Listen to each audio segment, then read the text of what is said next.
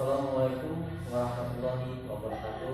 Waalaikumsalam warahmatullahi wabarakatuh. Wassalatu wassalamu ala asyrofil anbiya'i wal mursalin wa ala alihi washabihi amma ba'du. Alhamdulillahirabbil alamin. Alhamdulillahirabbil alamin. Alhamdulillahirabbil alamin. Kita dapat diberikan kesehatan, kita diberikan kesehatan jasmani dan rohani itu bukan Allah Subhanahu wa taala, dan berikan puji dan syukur kepada Allah Subhanahu wa taala karena berkat Allah kita masih melanjutkan pembelajaran dan mendapatkan dan masuk ilmu baik saya dan kalian. Dan tak lupa juga marilah kita ingatkan salam dan kita kepada baginda Rasulullah SAW dengan berkat Allahumma sholli ala sayyidina Muhammad Wa ala ali sayyidina Muhammad. Baik, kembali lagi dengan saya Pak Yandi. Di sini saya akan melanjutkan pembelajaran yang minggu lalu dan melanjutkan dengan sekarang. Baik, di sini saya sebelum mulai pembelajaran, saya akan memberikan suatu motivasi kepada kalian semua yang di rumah. Walaupun dalam keadaan daring, ada suatu musibah bagi kita semua, bukan hanya di Indonesia, di Jambi, melainkan di seluruh dunia, adanya pandemi COVID-19. Hal ini bukanlah suatu penghalang bagi kita semua, baik saya maupun kalian yang di rumah, untuk berhenti menuntut ilmu, untuk berhenti untuk ibadah, untuk berhenti untuk belajar. Itu bukanlah suatu penghalang bagi kita semua. Karena jikalau kita mati dalam keadaan pandemi atau dalam keadaan menuntut ilmu adalah sangatlah baik, yaitu mati syahid husnul khotimah, amin ya rabbal alamin. Dan bagi yang di rumah, anak semua, kita jaga imun tubuh dengan mengonsumsi makanan-makanan sehat, dengan berolahraga dengan yang cukup, dan kebanyakan minum air putih. Insya Allah kita terhindar dari virus corona dengan menjaga jarak dan mencuci tangan. Oke, itulah motivasi atau pemberitahuan dari saya. Kita mulai pembelajaran. Di sini kita akan belajar tentang perkembangan peradaban ilmu pengetahuan masa Abbasiyah atau tokoh-tokoh ilmuwan yang berada atau dalam suatu kerajaan dinasti Abbasiyah yang sangat berpengaruh dalam kejayaan tersebut. Di sini tokoh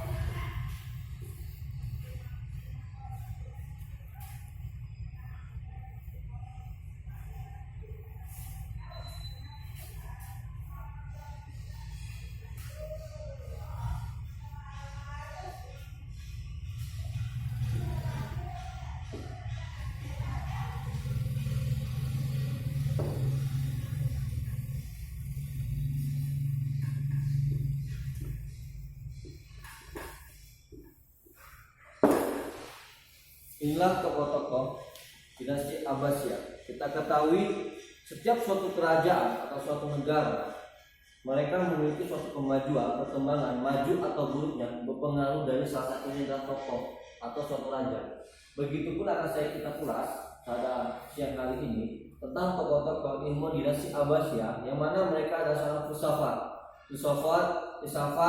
ilmu kesehatan, ilmu kedokteran, semua di bidang ilmu dikuasai oleh tokoh-tokoh dinasti Abbasiyah. Kita siapa saja? Kembali lagi saya tulis di sini, yaitu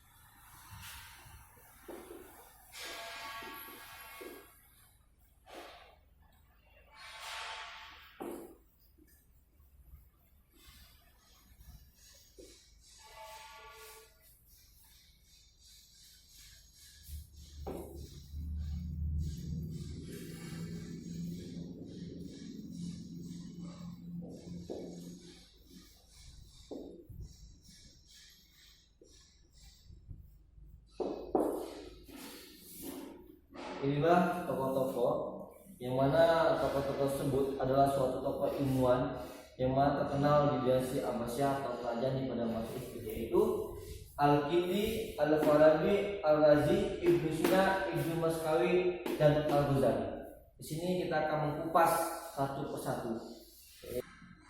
Yang pertama yang harus kita kulas, yang saya kulas saat ini adalah tentang tokoh Al-Kindi. Al-Kindi ini nama lengkapnya yaitu Abu Yusuf Yakub bin Ishaq bin Sa'bah bin Imran bin Ismail dan bin Muhammad bin Alias bin Qais. Ia lahir di Kufah pada tahun 801 Masehi. Al-Kindi adalah seorang muslim, tokoh muslim yang mendalami ilmu filsafat. Al-Kindi adalah seorang muslim yang pertama kali di dunia yang mendalami ilmu filsafat atau yang mempelajari ilmu filsafat. Karena pada zaman itu yang mendominasi sebelum adanya Al-Kindi atau seorang muslim dan filsafat adalah kaum kafir Kristen Syria sampai abad ke-7 Masehi. Al-Kindi pun selain menerjemah suatu kitab, dia pun seorang filsafat. Berarti selain dia filsafat, dia ini adalah seorang tokoh untuk suatu menerjemah suatu karya-karya ilmiah dari berbagai bidang ilmu apapun. Walaupun dari kitab atau dari buku, dari karangan dari ilmuwan dari luar Islam, tapi dia seorang Al-Kindi mampu menerjemah semua karya-karyanya ini. Dia berpendapat bahwa filsafat dan agama sebagaimana membawa filsafat ilmu yang mulia, berarti ilmu agama dan filsafat, dia berpendapat itu saling berkaitan satu sama lainnya. Salah satu pokok pembahasan filsafat Al-Kindi adalah tentang jiwa atau roh. Al-Kindi membagi jiwa atau roh di dalam tiga kekuatan, yaitu kekuatan bernafsu, kekuatan pemarah, dan kekuatan berpikir. Itu tidak luput dari watak atau sifat manusia. Itu adalah tujuan utama dari Al-Kindi untuk mempelajari ilmu filsafat dan berkaitan dengan ilmu agama. Karena ilmu agama dan ilmu filsafat berkaitan dengan kita sebagai manusia. Yaitu makanya Al-Kindi memberikan suatu tiga penjelasan tentang ilmu filsafat, yaitu tentang ilmu nafsu, pemarah, dan pikiran. Kekuatan berpikir merupakan kekuatan terpenting karena kekuatan itu terkait dengan posisi manusia menuju tingkat yang lebih tinggi. Karena dewasanya seseorang atau baiknya seseorang tergantung pola pikir nafsunya.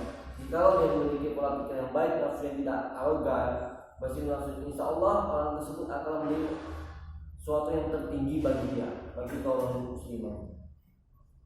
Pemikiran Al-Kindi tertuang dalam kitab-kitab yang berjumlah kurang lebih 272. Jadi Al-Kindi ini membuat satu buku, suatu kitab buku sampai 270 buah buku, dan kebanyakan berupa risalah-risalah pendek dan banyak sudah yang hilang. Akhirnya ini dapat dikelompokkan ke dalam bidang filsafat.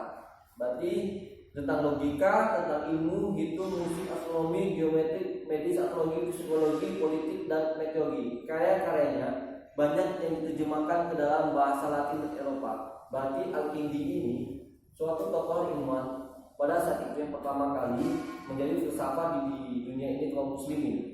Banyak kaum Eropa atau kaum lain belajar tentang karya-karya beliau karena dia mampu menerjemah atau membuat 270 kitab buku atau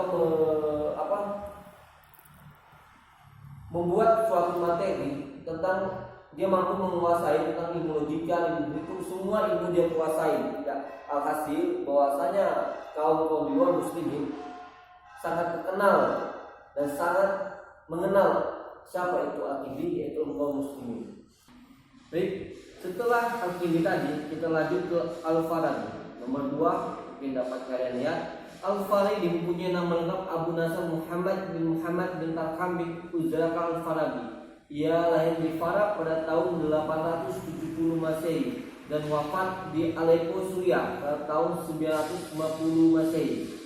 Al-Farabi ini senang belajar ilmu agama dan bahasa Arab, Turki, Persia telah dikuasai dia. Jadi Al-Farabi ini adalah kedua dari tokoh muslimin yang menguasai ilmu filsafat selain Al-Kindi. Al-Farabi itu juga terkenal pada masa itu memiliki kemampuan dapat memahami atau berbahasa lebih dari 5-10. Ternyata Al-Farabi ini menguasai 70 bahasa.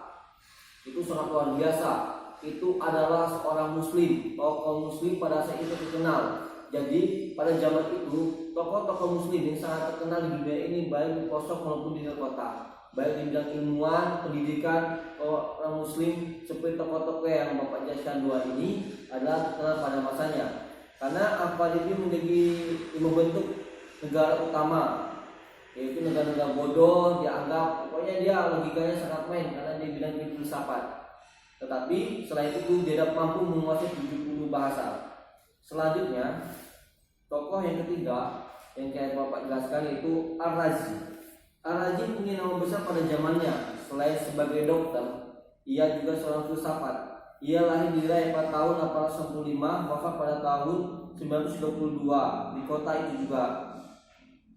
Jadi Ar-Razi ini bukan hanya seorang dokter, tapi dia belajar ilmu filsafat. Jadi kebanyakan dari tokoh muslim yang terkenal pada masanya, dia mampu menguasai di bidang kesehatan, pendidikan, politik, militer, semua bidang dia kuasai. Setelah itu dia menguasai ilmu filsafat. Makanya pada saat itu tidak heran kalau sang panjangnya itu kerajaan muslim dinasti Abbasiyah ini sangat disegani dan sangat ditakuti pada masanya. Karena selain dia menjadi dokter, dia mampu menguasai suka juga mempelajari ilmu matematika, astronomi, logika, sastra, kimia, fisika, semua dikuasai. Dan dia mampu membuat suatu kitab atau suatu buku tentang ilmu kedokteran berjumlah 20 jilid. Nah, itu sangat cerdas. Berarti tokoh-tokoh ini di luar dari IQ manusia normal. Kalau di zaman kita nggak ada yang segini.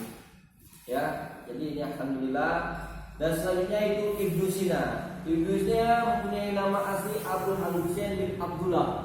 Ia lahir di Afsyana, Bukhara pada tahun 980 Masehi dan wafat pada 1039 Masehi di Hamdan. Ia berprofesi di bidang kedokteran sejak usia 17 tahun.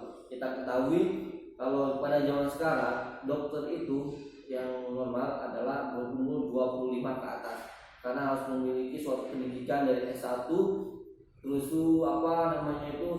profesi terus kejuruan. Itu banyak proses, tapi tidak dengan Ibnu Sina. 17 tahun dia sudah mampu menjadi dokter. Itu sangat luar biasa. Selain jadi dokter juga, dia sebagai mempelajari ilmu filsafat, tetapi nama dia itu paling mencolok pada saat itu karena apa? Dia mampu menyembuhkan seorang bangsawan, pengusaha besar pada di daerah tersebut pada masanya dengan kemampuan dokter dia. Jadi semua kalangan pada kaum Buddha, pengikutnya dari bangsawan ini, pengusaha ini sangatlah banyak. Dan bosnya ini, pada kalau bahasa kita, pemimpinnya ini sakit. Datanglah Ibnu Sina dengan kemampuan dia di bidang kedokteran, di bidang keilmuan yang diberikan Allah Subhanahu wa taala kepada beliau, maka alhamdulillah disembuhkanlah seorang bangsawan tersebut. Sejak itulah nama dia terkenal sebagai dokter paling mujarab pada masanya. Itu sangat luar biasa. Dan sekali lagi saya tekankan, inilah karya-karya orang muslimin yang sampai saat ini kita nikmati ilmu kedokteran, yaitu dari kaum muslimin, orang muslim pada masa itu, Ibnu Sina. Ibnu Sina pun menyusun lebih dari 200 karya tulis. Kebanyakan Ibnu Sina menggunakan bahasa Arab, masya Allah. Ada pula beberapa yang menggunakan bahasa Persia. Jadi banyak sekali ilmu kedokteran yang dicatat atau ditulis karyanya pada Ibnu Sina, baik berbahasa Arab, Persia. Tapi sekarang sudah banyak yang kita alami translate-nya, speakingnya dalam berbahasa Inggris, semua kita dapat menikmati. Selanjutnya itu Ibnu Maskawi. Ibnu Maskawi punya nama lengkap yaitu Abu Ali Ahmad bin Muhammad bin Yakub bin Maskawi. Ia lahir pada tahun 940 Masehi dan meninggal pada tahun 1030 Masehi. Ibnu Maskawi menjalin hubungan yang baik dengan para penguasa pada zamannya. Ia pernah menjadi seorang pustakawan Abu Fal Ahmid. Selain itu ia juga mengabdi kepada putra Abu Fal Ahmid yang bernama Abu Ali bin Muhammad. Kedua adalah menteri pada masa dinasti Buwaiyah. Ia juga pernah mengabdi kepada Abdul, seorang pengusaha pada pemerintahan dinasti Buwaiyah. Jadi Ibnu Maskawi ini adalah seorang pemikir atau seperti pada masa kita ini yang dimasakan seperti pengamat di dalam ilmu politik, ilmu pemerintah, tentang ilmu kerajaan. Karena beliau ini sangat dekat dan kedua Perdana Menteri pada masanya. Karena dengan karya-karya pemikiran dia dibutuhkan pada masa itu, karena banyak karya-karya beliau yang sangat berpengaruh dan sangat ide-idenya yang diambil oleh pada kerajaan tersebut, seperti kemenangan besar, kemenangan kecil, pengalaman bangsa-bangsa, kesenangan yang diantara, akhlak dan politik, aturan hidup, ungkapan bijak, pembinaan akhlak. Nah, itulah karya-karya yang dibuat Ibnu Maskawi, itu sangat berpengaruh pada masanya. Yang terakhir, Al-Ghazali. Nama lengkap Al-Ghazali adalah Abu Hamid bin Muhammad bin Muhammad At-Tusi Al-Ghazali. Ia lahir di kota Ghazala, sebuah kota kecil di dekat provinsi Kuta. Ia berasal dari keluarga sederhana. Jadi kebanyakan dari ilmuwan kita ini bukan dari orang kaya, orang bangsawan, orang yang terkenal pada masa itu, tetapi adalah kebanyakan 50% ada dari orang biasa, tapi memiliki kemampuan pemikiran IQ-nya sangat tinggi. Kalau terjadi di Indonesia ada seperti almarhumah Presiden kita dulu, Bapak B.J. Habibie, yang pencipta pesawat pada zaman itu. Hal itu pun terjadi, lebih pintar daripada B.J. Habibie, yaitu pada ilmu Islam. Kembali lagi, memecah rekor adalah orang Muslimin. Alhamdulillah. Dan Al-Ghazali pun banyak selain sebagai saudara dan pemikiran, dia adalah seorang penulis buku. Ia menulis sampai 100 buku tentang teologi, fikih, tasawuf, filsafat, akhlak, dan autobiografi, penambahasaan dan sosial. Karya-karya besar beliau meliputi berbagai bidang. Jadi Al-Ghazali ini adalah seorang penulis buku. Dia 100 buku menulis. Karya-karyanya pun banyak kita nikmati sampai sekarang. Seperti Maqasid Al-Falsafilah, tujuan para filsafat, Tauhafut Al-Fasalati, kekacauan para filsafat, Ihyu Ilmuddin, menghidupkan ilmu agama, Al-Mudim min Al-Dahla, menyelamatkan dari kesehatan. Buku tersebut mengupas pemikiran filsafat dahulu dengan kritik dan komentar yang santun. Ini buku Al-Ghazali sudah banyak diterjemahkan ke dalam bahasa Indonesia.